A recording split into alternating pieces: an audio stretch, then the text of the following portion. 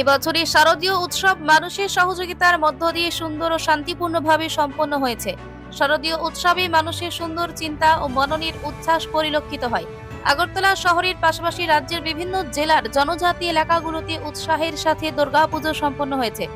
শনিবার রবীন্দ্র শতবার্ষিকী ভবনে তথ্য সংস্কৃতি দপ্তরের উদ্যোগে শারদ সম্মান 2025 অনুষ্ঠানের উদ্বোধন করেন মুখ্যমন্ত্রী প্রফেসর ডক্টর মানিক সাহা।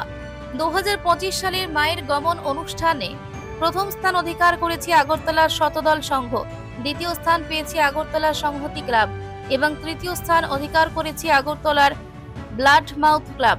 তাদেরও আজ পুরস্কৃত করা হয়। অনুষ্ঠানে বক্তব্য রাখতে গিয়ে মুখ্যমন্ত্রী বলেন, ত্রিপুরাতে এখন দুর্গাপুজো শুধু বাঙালিদের নয়, রাজ্যে এখন দুর্গাপুজো জাতি জনজাতির এক মহান উৎসবে পরিণত হয়েছে। তিনি বলেন, বর্তমানে ক্লাব ও সামাজিক সংস্থাগুলি বিভিন্ন সামাজিক কাজে অংশগ্রহণে উৎসাহিত হচ্ছে। ক্লাব ও সামাজিক সংস্থাগুলোকে সমাজের জন্য 100% ভালো কাজের জন্য নিজেদের নিয়োজিত করতে হবে এবং সামাজিক দায়বদ্ধতা নিয়ে প্রতিটি এলাকায় নেশামুক্ত সমাজ ও নানা অসামাজিক কাজ প্রতিরোধ করা একটি সুন্দর সমাজ গঠনে আরো বেশি করে এগিয়ে আসতে হবে। তিনি বলেন, সমাজ ও সরকার আলাদা নয়, সরকারের একার পক্ষে সবকিছু করা সম্ভব নয়। সবার সহায়তার মধ্য দিয়ে একটা সুন্দর ও সুষ্ঠু সমাজ গড়তে হবে। রক্ষা করে যাতে পুজোটা নির্বিঘ্নে কাটে সেটা তখনই বোঝা গেছে, এবং সেইভাবেই আসলে সমাজকে নিয়ে আমরা সরকার আলাদা সমাজ আলাদা সেটা হতে পারে। তো এই ধরনের পুজো এত বেড়েছে, এবং যেভাবে মায়ের গমনে আমি দেখলাম ইভেন পুজো মণ্ডপের পাশে সামনেও যে আমাদের যে শিল্প সাহিত্য সংস্কৃতি গান বাজনা এবং বিভিন্ন থিমের যে পুজো সেইগুলো কিন্তু দেখার বিষয়। মাননীয় প্রধানমন্ত্রীজি বারবার বলছেন ভোকাল ফর লোকাল। এখন কিন্তু ত্রিপুরাতে আস্তে আস্তে করে চলে আসছে সেটা, যে এখানকার ত্রিপুরার যারা শিল্পী বা যারা ইলেকট্রিকে কাজ করে তাদেরকে দিয়েও কিন্তু অনেকে সেই কাজটা করেছে।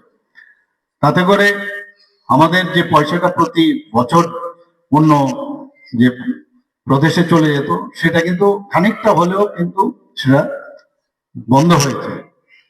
আমি এরকম বলেছি একদম আইসিআই ডিপার্টমেন্ট থেকে, যদি আমি জানি না কোন ডিপার্টমেন্ট করবে, আমরা কথা বলতে পারি এই বিষয়ে। ত্রিপুরার যারা এসব যারা মণ্ডপ তৈরি করে, যারা আর্ট কলেজের ছেলে মেয়েরা আছে বা অন্যান্য যারা এর সাথে যুক্ত বা মূর্তি যারা তৈরি করে, তাদেরকে একটা ওয়ার্কশপ যদি করানো যায়, তাদেরকে বাইরের থেকে এই ধরনের প্রপারলি যদি মূর্তিটা কিভাবে তৈরি করতে হবে তার যে সেই অ্যানাটমিক্যাল যে ফিগার সেটা প্রপারলি ট্রেনিং দেওয়া যায়, তো সেই ব্যবস্থা আমরা করতে পারি। ইভেন মণ্ডপ তৈরি করতে কি কি দরকার তারও আমরা করেন। আমাদের এখানে পয়সা আমাদের যাবে, কিন্তু আলটিমেটলি কিন্তু আমরা গেইন করবো যদি ওরা যদি পয়সাটা এখানে থাকে, আর যদি তারা যদি প্রপারলি সেই ট্রেনিংটা পায়, সেটা আলোকসজ্জাই হোক মণ্ডপ সজ্জাই হোক আর মূর্তি তৈরি করার বেলায় হোক, তাহলে আমরা ওই দিকটা কিন্তু আমরা চিন্তা ভাবনা করতে পারি। তাহলে অনেকের কিন্তু অনেক সেই যে আমরা যেটা বলছি যে স্কিল ডেভেলপমেন্টটা কিন্তু আমরা তৈরি করতে পারি।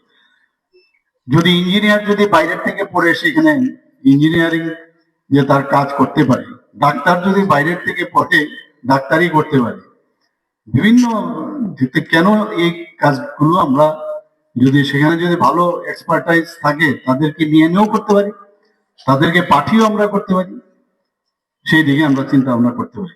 এবারের পুজোতে একটা উচ্ছ্বাস এবং উদ্দীপনা কিন্তু এবার আমরা পরিলক্ষিত করেছি, এবং সেটা দেখার মতো। এবং 33টার মতো মায়ের গমন আমাদের যে কার্নিভাল নাম দিয়েছি, তাতে করে আমরা 4 বছর ধরে এখানে করছি। 2 বছর আমরা আগরতলা মিউনিসিপাল কর্পোরেশনের যে বিল্ডিং তার সামনে আমরা করেছিলাম, কিন্তু জায়গাটা যেহেতু কম এবং আমরা পুরনো ঐতিহ্যকে বজায় রাখার জন্য আপনাদের সাথে বৈঠক করে আমরা ঠিক করি যে যেহেতু এটা রাজ আমল থেকেই তুলসীবতী বালিকা বিদ্যালয়ের সামনের থেকে হতো, তো সেখান থেকে আমরা গত 2 বছর ধরে করছি। এবং আমার মনে হয় এতে কিন্তু মানে যে স্বল্প পরিসর জায়গার থেকে এটা কিন্তু অনেক সুবিধা হয়েছে, এবং আগরতলা শহর সমস্ত জায়গার মধ্যেই সেটা সব মানুষ কিন্তু যেখানে আমরা যে জায়গাটায় আগে 2 বছর আগে ছিল সেই জায়গাটা ছেড়ে দেওয়াতে ভিড়টা কিন্তু সেখানে মানুষ সেটাকে অ্যাকোমোডেট করতে পেরেছে, তাহলে তাদের জন্য জায়গাটাও ছাড়া হলো। আবার এই দিক দিয়ে সারা ত্রিপুরার মানুষ দেখতে পারলো। আমার কাছে যা এখানে একটা তথ্য দেওয়া হয়েছে, মায়ের গমনে যারা ফিজিক্যালি যারা দেখেছে প্রায় 1,50,000 মানুষ জনগণ দেখেছে। আবার যদি আমরা বিভিন্ন যে অনলাইন চ্যানেল এবং এলইডি মাধ্যমে যারা দেখেছেন সেটারও সংখ্যা প্রায় 1,60,000। তাহলে এতগুলো লোক আমাদের এইবারের মায়ের গমন, আমাদের পুজো, সেটা কিন্তু দেখতে পেয়েছে। প্রায় 33টার মতো সেই কার্নিভেলে যোগ দিয়েছে, যদিও প্রায় 40-র মতো তারা রেজিস্ট্রেশন করেছিল, অনেকে আসতে পারেনি বিভিন্ন কারণে হয়তো। কিন্তু এবং ঠিক সময়ে, যে সময় শেষ করার কথা সেই সময় শেষ করেছে। আমরা সেখান থেকে গিয়ে আবার আগরতলা মিউনিসিপাল কর্পোরেশনের মাননীয় মেয়র এবং ওনার ফুল টিম যেভাবে সুন্দরভাবে এই যে প্রতিমা নিরঞ্জনের কাজটা করেছেন দশমী ঘাটে, সত্যি দেখার মতো।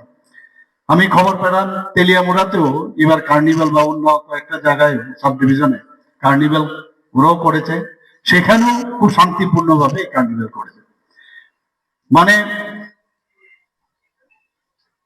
জবের থেকে পুজো শুরু হয়েছে এবং দশমী এবং মায়ের গমন, কার্নিভাল, এগুলো টোটাল মিলে দু একটা খবর ছোটখাটো, এগুলো ভেরি নেগলিজেবল, বিগার অ্যামাউন্ট, কিন্তু একদম শান্তিপূর্ণভাবে হয়েছে এবং সেটার ক্রেডিট কিন্তু আপনাদের কারণেই সেটা সম্ভব হয়েছে।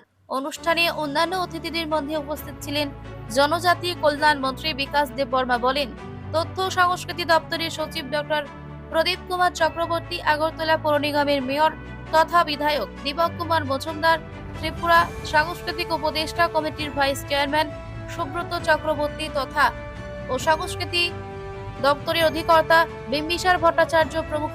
অনুষ্ঠানে মুখ্যমন্ত্রী সহ অন্যান্য অতিথিরা পশ্চিম জেলা সহ অন্যান্য 7টি জেলার বিভিন্ন ক্লাব সংস্থার সদস্যদের হাতে আনুষ্ঠানিকভাবে পুরস্কার তুলে দেন। Bureau report, Frontline Tripura.